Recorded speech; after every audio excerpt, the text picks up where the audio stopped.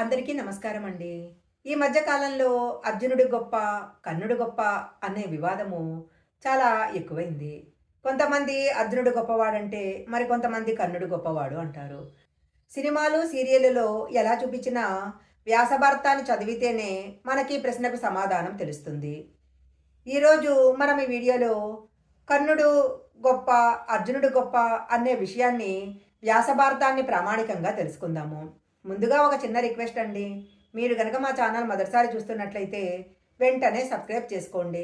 పక్కనే ఉన్న బెల్ ఐకాన్ని యాక్టివేషన్ చేసుకుంటే మేము పెట్టే వీడియోలన్నీ కూడా మీకు ముందుగానే నోటిఫికేషన్గా వస్తాయి. ఇక లేట్ చేయకుండా వీడియోలోకి వెళ్ళిపోదాము. మహాభారత కాలంలో ఉన్న విలువిద్యా నిపుణులలో అర్జునుడు, కర్ణుడు ఇద్దరు ఒకటి. ఒక వ్యక్తిగా కర్ణుడిలో ఎన్నో సుగుణాలున్నాయి, దోషాలు కూడా ఉన్నాయి. కర్ణుడు అస్త్ర విద్యలో నిపుణుడే అయినప్పటికీ ఆయన అస్త్రాలన్నీ కూడా శాపపూరితాలు. నేర్చుకున్న విద్యలు కపటం అవటంతో అవన్నీ కూడా అవసరానికి అక్కర్లేకుండా పోయినాయి. కర్ణుడు స్వతహాగా గర్వి, అహంకారం ఎక్కువ, అభద్రతాపరుడు. అర్జునుడి పట్ల అసూయతో విద్యలు అభ్యసించాడు. వయసులో కర్ణుడు పాండవులందరికన్నా కనీసం 10 ఏళ్లు పెద్దవాడు. వయసులో చాలా చిన్నవాడైన అర్జునుడే అతనితో పోటీ. అంత చిన్నవాడైన అర్జునుడితో కర్ణుడు పోటీ పడడం అనేది చిన్నపిల్లవాడితో కాలేజీ కుర్రవాడు పోటీ పడినట్లు అవుతుంది.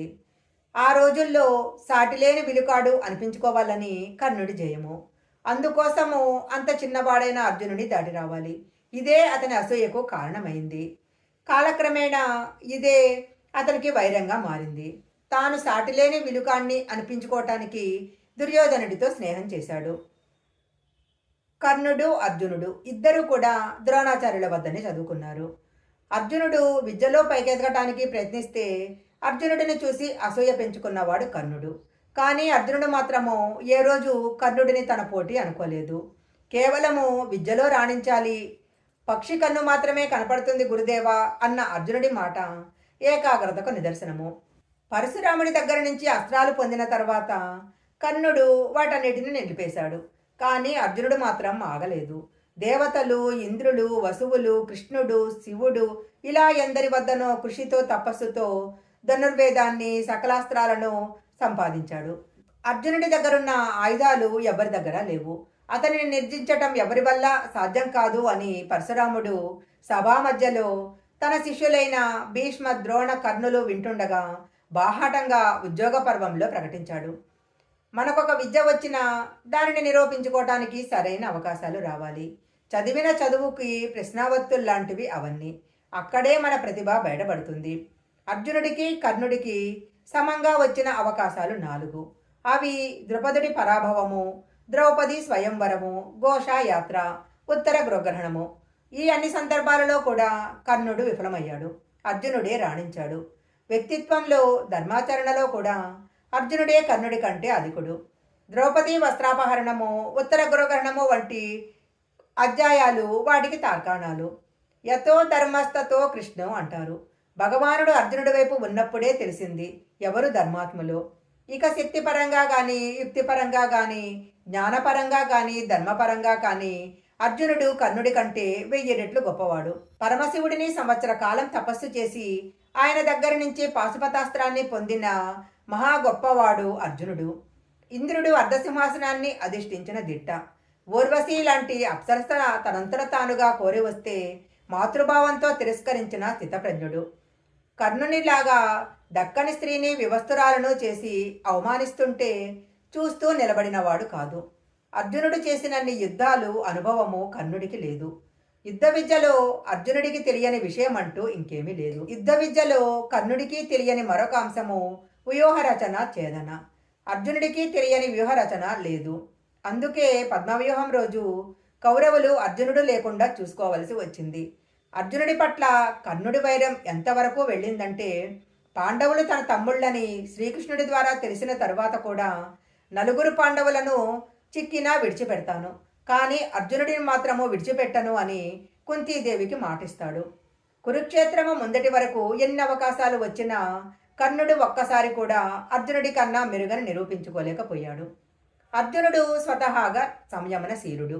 ఉగ్రంగా యుద్ధం చేయటం అతని లక్షణం కాదు. కానీ అభిమన్యుడు చనిపోయిన తర్వాత యుద్ధం 14వ రోజున చూడాలి అర్జునుడి మహోగ్ర రూపము. ఒకటి కాదు 3 వ్యూహాలు శకట పద్మ శుచి వ్యూహాలు ప్రవేశించి ఛేదించుకొని వెళ్తాడు జయద్రథుడిని కోసము. ఆ రోజు పాండవులకెంత ముఖ్యమో కౌరవులకు అంతకన్నా ఎక్కువ ముఖ్యమైనది. కానీ ఆ రోజు అర్జునుడు కాలాగ్ని సముడు. అతన్ని ఆపటం దేవతలతో సహా ఎవరికీ తరమయ్యేది కాదు. ఈ యుద్ధం వల్లనే బీపత్స అనే పేరు అర్జునుడికి వచ్చింది. ఒంటి చేత్తో ఆనాడు 7 అక్షౌహిణుల సైన్యాన్ని ముట్టుపెట్టాడు. కౌరవుల మొత్తం సైన్యం 11 అక్షౌహిణులైతే 7 అక్షౌహిణులు ఆ రోజే కుప్పకూలాయి. ఆనాడు భూరిశ్రవణుడు, కర్ణుడు, అశ్వత్థామ, శల్యుడు, కృపుడు, ఇందరు మహారథులందరూ జయద్రథుడికి కాపలాగా ఉన్న ఒక్కరు కూడా అర్జునుడిని ఆపలేకపోయారు. ఒకేసారి కాదు 2 సార్లు అర్జునుడి చేతిలో కర్ణుడు చావకుండా అశ్వత్థామ కాపాడాడు. నిజానికి అశ్వత్థామ కర్ణుడిని అర్జునుడి సమవజ్జిగా ఏనాడు చూడలేదు. ఎందుకంటే అర్జునుడి పరాక్రమం ముందు కర్ణుడు నిలవడు అని అశ్వత్థామకు బాగా తెలుసు. పరాక్రమంలో నీకంటే అధికుడు, ధనుర్విద్యలో శంకర సమానుడు, యుద్ధమునందు వాసుదేవుని సాటి అని అర్జునుడితో పోటీ వద్దని ఉత్తరగ్రహణ సమయంలోనే అశ్వత్థామ కర్ణుడిని వారించి కాపాడాడు. చివరకు జయద్రథుని అర్జునుడికి వదిలేసి అందరితో కలిసి కర్ణుడు కూడా యుద్ధభూమి నుంచి పారిపోతాడు. ఇది అర్జునుడి పరాక్రమము. ఇలా ఎంతైనా చెప్పవచ్చు. ఇక ఆఖరుగా కర్ణుడికి అర్జునుడికి 17వ రోజున ముఖాముఖి జరిగిన యుద్ధము చాలా ముఖ్యమైనది. ఆ రోజు యుద్ధానికి వెళ్లే ముందు తన సారథి శల్యుడితో కర్ణుడు నేరుగా అన్న మాటలు: ఓ శల్య, నేను విన్నంతలో ఏ యోధుడు ఈ ప్రపంచం మొత్తం మీద అలాంటి మహారథుడు లేడని కీర్తి గడించాడో అలాంటి అర్జునుడితో నేను యుద్ధానికి దిగుతాను. కర్ణుడు అర్జునుడు ఇద్దరు మహాయోధులు. ఎవరి వ్యక్తిత్వాలు వారివి. దానగుణంలో కర్ణుడిని మించినవాడు లేడు. కానీ కర్ణుడా అర్జునుడా అన్న ప్రశ్న గనక వచ్చినట్లయితే నిశ్చయంగా అర్జునుడే అన్నిటా గొప్పవాడు. ఈ విషయాన్ని మహాభారతంలో కర్ణుడు కూడా ఒప్పుకున్నాడు. ఎక్కడైతే యోగీశ్వరుడైన శ్రీకృష్ణుడు, ధనుర్ధారి అయిన అర్జునుడు ఉంటారో అక్కడ సకల ఐశ్వర్యము, సర్వ విజయము, సకల సమృద్ధి, ధర్మము ఉంటాయి. ఇది నా నిశ్చితమైన అభిప్రాయము అని సంజయుడు ధృతరాష్ట్రుడితో అన్నాడు. కాబట్టి ఎప్పటికీ కర్ణుడికి అర్జునుడికి ఎలాంటి పోలిక లేదు. కర్ణుడు అర్జునుడా ఎవరి గొప్ప అన్న విషయం వచ్చినప్పుడు నిశ్చయంగా అర్జునుడే గొప్పవాడు. ఈ విషయాలన్నీ మహాభారతము చదివినట్లయితే మనకు బాగా అర్థమవుతాయి. ఈ వీడియో గనక మీకు నచ్చినట్లయితే లైక్ చేయండి, షేర్ చేయండి. ఇలాంటి మరిన్ని వీడియోల కోసం మా ఛానల్ సబ్స్క్రైబ్ చేసుకోండి.